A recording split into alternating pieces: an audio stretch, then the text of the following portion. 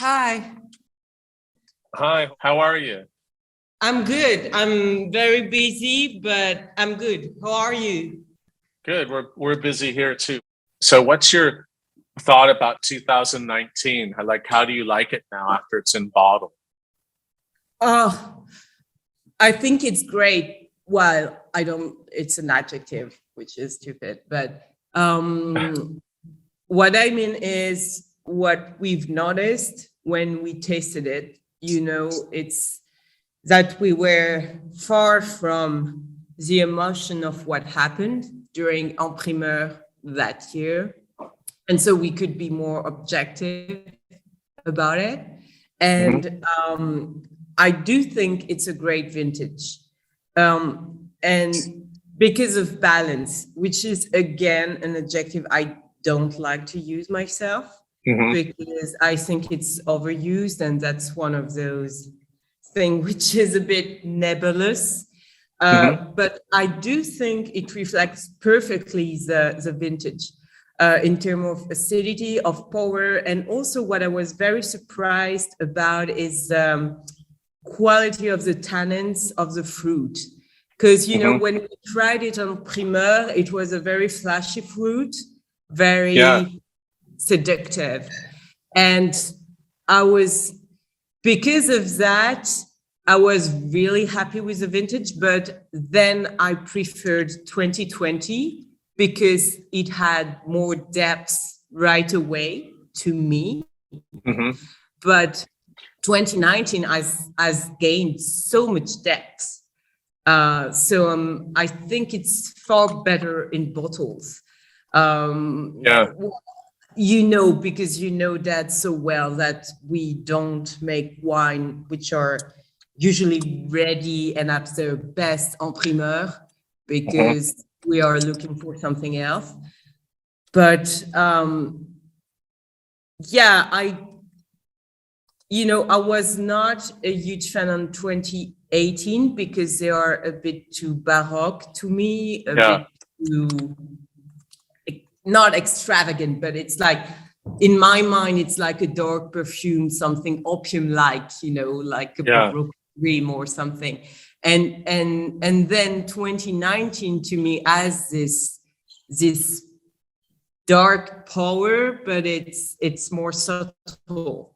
And I do think so. I was very happy to taste it in bottle again, and because I felt very objective and not just in this kind of thing people were trying to do with dad's last vintage and stuff.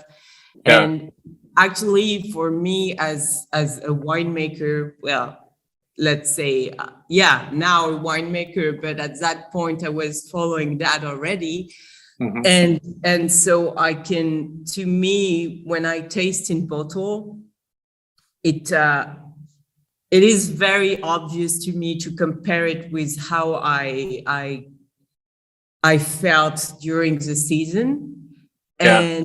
And especially now we've been through 2020 and 2021, which have been so exhausting and so not obvious in terms of winemaking. 2019 has really this obviousness of balance, which is real, and I think it's also why 2020 and 2021 are so interesting and great to taste and to live, because you can reflect back on 2019 and be like, this is what an obvious vintage is.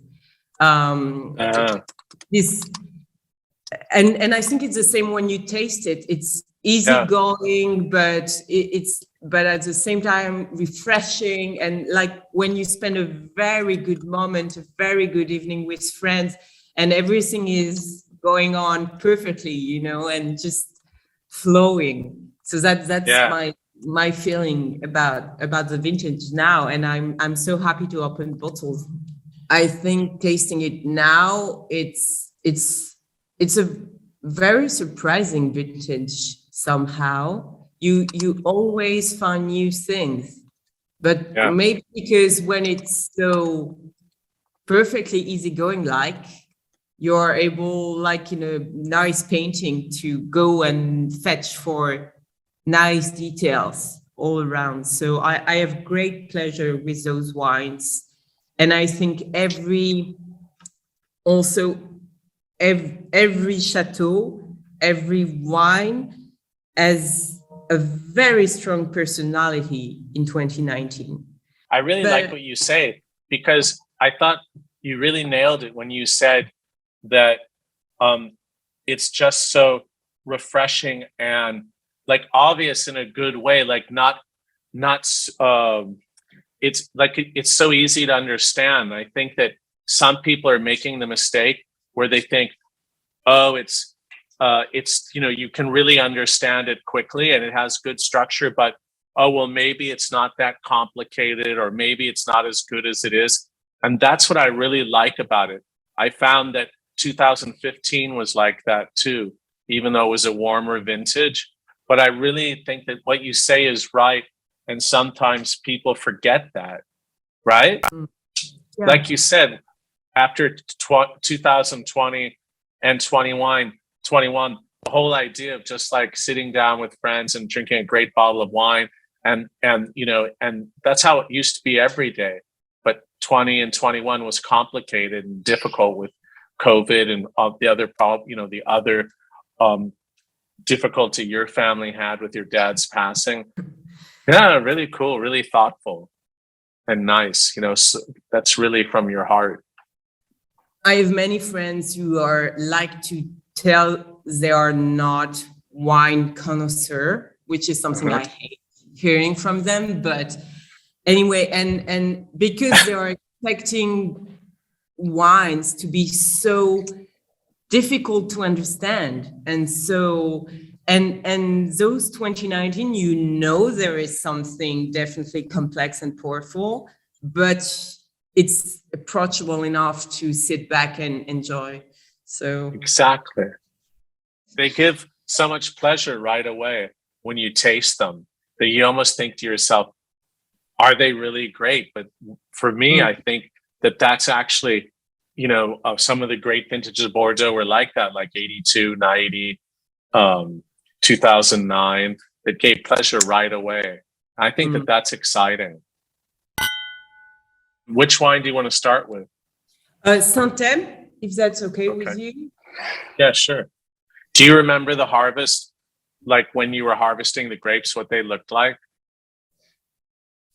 in 19? Well, again, they were really well. They had a good length and good berries size.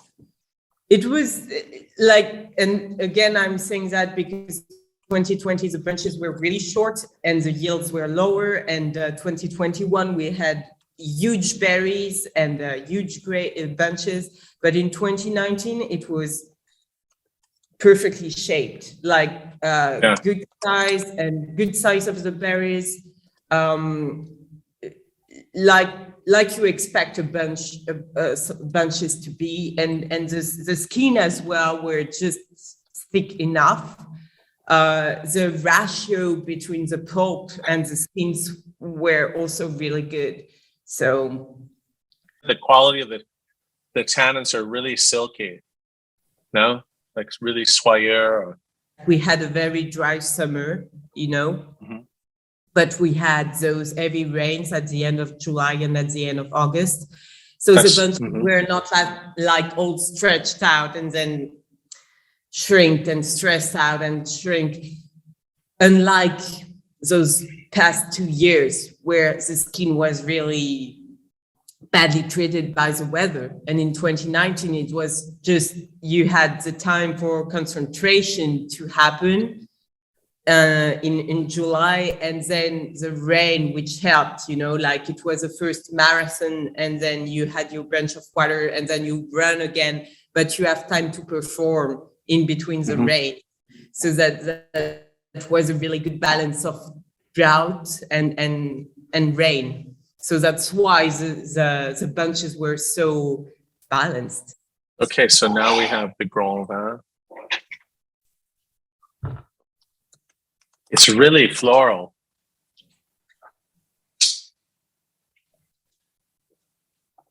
Wow, so perfume. I don't remember it being so it's really perfumed. No, Mm. the tannins are so integrated in the wine. It's sort of weightless. You know, you don't really get the you know they're there, but they just spread across the palate. It's such an incredible wine. What I like about it too is it's so harmonious that you really want to, you want to drink it, even though it's something that'll age for so long. That's what I think, like we were saying earlier, it really gives incredible pleasure and just has such brightness to it. It's visceral. You taste it and you can feel this just wonderful wine. It's it's very emotional to me to taste L'Église Clinet always. Yeah, Of course. I love this wine so much, and I was just thinking when you were talking that it was really much that's like, this and I know again it might be something which is oversaid and that which is easy saying, but in my humble little position, I do feel more and more how a wine reflects the winemaker character. Mm-hmm. And I'm saying that because, Dad was such a strong, impulsive, sometimes man. And also he was a very soft man, very, very delicate and soft, and I think his way of not talking, but it was like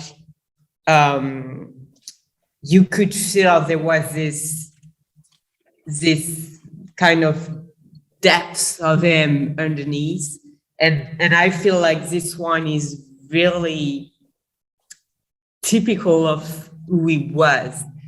Presence, like, and especially maybe in his last years, this soft presence, but which has so more brightness and depth, and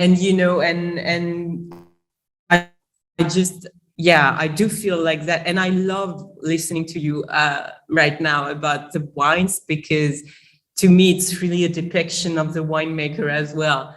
And it's funny, but and again, it might be easy saying, because you see many winemaker, and it must be so interesting to see how they are connected to their wines. And for me, it's more and more obvious that connection between describing a wine and describing people who make it.